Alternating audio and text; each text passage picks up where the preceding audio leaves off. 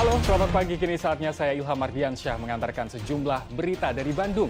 Berikut 3 informasi utama di antaranya.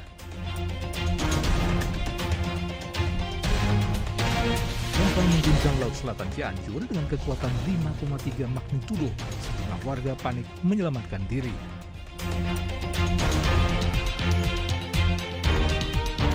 Polisi akhirnya menetapkan 2 pengendara motor besar yang menabrak 2 anak kembar di Pangandaran hingga tewas sebagai tersangka.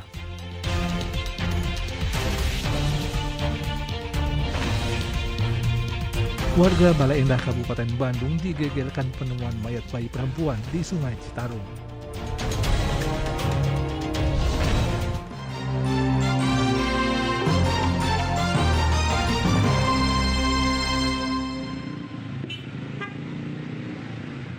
Gempa mengguncang Laut Selatan Cianjur atau 45 km arah selatan Agrabinta Rabu pagi sekitar pukul 10 dengan kekuatan 5,3 magnitudo. Guncangan gempa mengakibatkan para karyawan perhutani Cianjur yang sedang bekerja menjadi panik dan berhamburan keluar menyelamatkan diri melalui jalur evakuasi. Hingga kini belum ada laporan korban jiwa. 10 menit yang lalu terjadi gempa, mungkin hanya 4 detik ya, terasa besar juga, sampai ke lampu aja bergetar gitu. Dan karyawan semua, karena kita sudah melakukan pelatihan sosialisasi penanganan bencana alam, karyawan semua keluar ke titik kumpul yang berada di halaman kantor perhutani. Guncangan gempa juga dirasakan warga Kabupaten Sukabumi hingga menimbulkan kepanikan. Bahkan aktivitas belajar mengajar di Sekolah Dasar Negeri Kadudampit terpaksa dihentikan. Para murid dan guru keluar ruangan setelah diguncang gempa. Gempa juga sempat menimbulkan kepanikan bagi warga kota Sukabumi yang sedang beraktivitas. Hingga kini, belum ada laporan kerusakan yang diterima Badan Penanggulangan Bencana Daerah atau BPBD Kota Sukabumi. Ini pukul 11.00, BPBD Kota Sukabumi belum menerima laporan yang diakibatkan kejadian gempa tadi yang terjadi pada pukul 10.00 sebesar 5,5 arah 113 km arah tenggara dari Kota Sukabumi. Gempa pada kedalaman 64 km di tengah laut ini tidak berpotensi menimbulkan tsunami. Rendra Guzali melaporkan dari Kabupaten Cianjur dan Kota Sukabumi.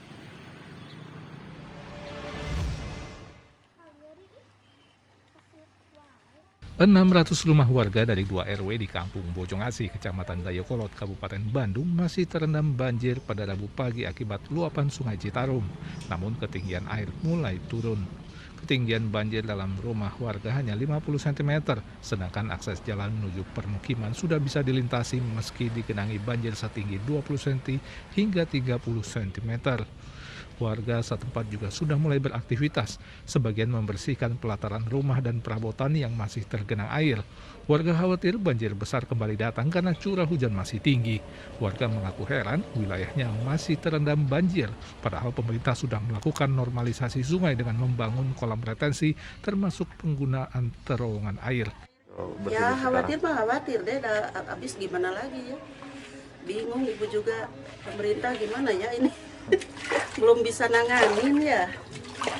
Itu ada situ udah ada 2, tapi kenapa masih ada banjir gede gini? Belum terasa berarti Bu ya dong? Iya belum ada nih, belum ada terasanya. Ya pengennya mah cepet diatasi aja sama pemerintah, gimana ini masyarakat udah bertahun-tahun gitu deh. Sementara itu pemerintah mengklaim luas genangan banjir yang melanda 5 kecamatan di Kabupaten Bandung pada tahun ini sudah berkurang 80%. Pemerintah juga mengklaim banjir cepat surut karena ada normalisasi sungai dengan keberadaan kolam retensi di Andir dan terowongan air di Nanjung. Insya Allah Kabupaten Bandung sedikit demi sedikit sekarang berkurang masalah area yang biasa kebanjiran dan sekarang sudah mulai berkurang dan mudah-mudahan semakin ke depannya semakin tidak ada lagi banjir. Selama 3 hari, banjir merendam 2.000 rumah warga di 5 kecamatan, yaitu Dayakolot, Bale Endah, Ranca Ekek, Solokan, Joruk, dan Majalaya. Saat musim hujan tahun ini, banjir pertama kali terjadi setelah normalisasi Sungai Citarum yang menelan biaya ratusan miliar rupiah. Muhammad Abbas melaporkan dari Kabupaten Bandung.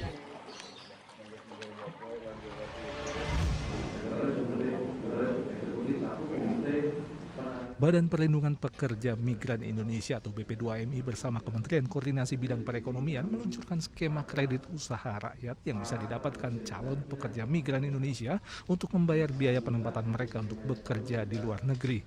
Selain kreditan pagunan untuk biaya penempatan pekerja migran, juga ditawarkan skema baru kredit usaha. Skema baru KUR memudahkan pekerja migran mengajukan pinjaman perbankan secara langsung dengan suku bunga terjangkau yaitu 6%. Modal bekerja yang selama ini ya mereka harus menjual harta benda milik keluarga, pinjam ke rentenir, ini berakhir hari ini dengan pemberlakuan KUR yang kita launching, di mana negara memberikan fasilitas pinjaman dengan bunga yang sangat rendah, 6%, bahkan ya, ada kemudahan hingga Desember 2022 hanya 3%. Artinya apa? PMI dengan harapan berangkat migran pulang jadi juragan itu bisa terwujud.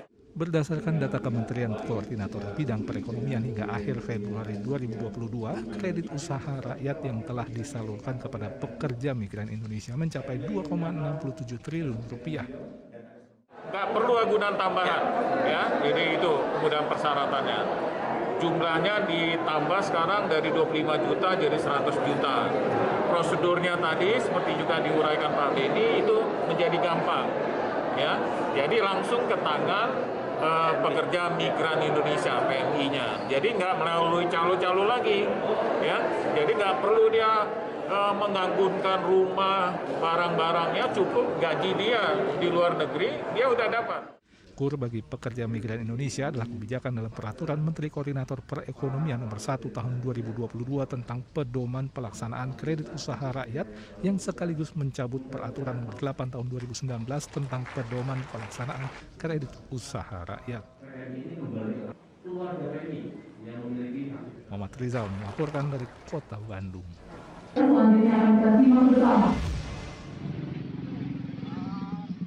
Sejumlah warga berupaya keras untuk segera mengeluarkan seorang pengendara sepeda motor yang terperosok masuk ke dalam kolong sebuah mobil di Jalan RM Marta Dinata, Kota Tasikmalaya. Korban akhirnya dapat dikeluarkan dari kolong mobil tanpa luka berarti, hanya lecet di bagian pelipis dan punggung. Namun korban segera dilarikan ke rumah sakit untuk pemeriksaan lebih lanjut. Kecelakaan terjadi karena pengendara sepeda motor yang hendak menyalip kendaraan lain kehilangan keseimbangan dan mengerem tiba-tiba karena kaget muncul mobil dari arah berlawanan. Sepeda motor bersama pengendaranya pun terperosok masuk ke kolong mobil. Pengendara motor mau nyalip. Mau nyalip dari sana. Ada mobilnya sebelah sana. Pas mau nyalip, tanggung ada mobil di rem depan, jatuh, masuk ke mobil Kak. Tapi gimana kondisi korban? Kondisi korban mah cuma belakangnya aja. Waktu diangkat masih hidup. Masih hidup. Korban telah dibawa ke rumah sakit meskipun hanya mengalami luka ringan. Eko Setiabudi melaporkan dari Kota Tasikmalaya.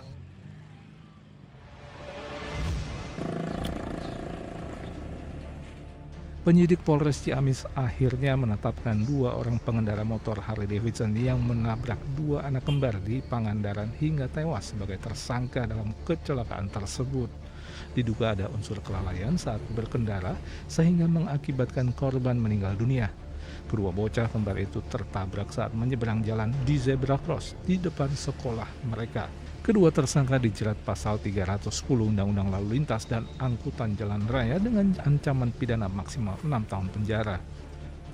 Penyidik memperoleh 2 alat bukti yang sah untuk mempersangkakan pengendara dengan inisial AP dan inisial AW karena kelalaiannya menyebabkan meninggal. Sesingkat kata, bahwa terhadap pengendara telah ditetapkan sebagai tersangka. Kedua tersangka telah ditahan di Polres Ciamis. Polisi juga telah menyita barang bukti 2 motor besar. Ketua dan anggota Harley Davidson Club Indonesia atau HDCI Bandung sempat mengunjungi kedua tersangka di unit laka lantas. Para tersangka dalam kondisi baik.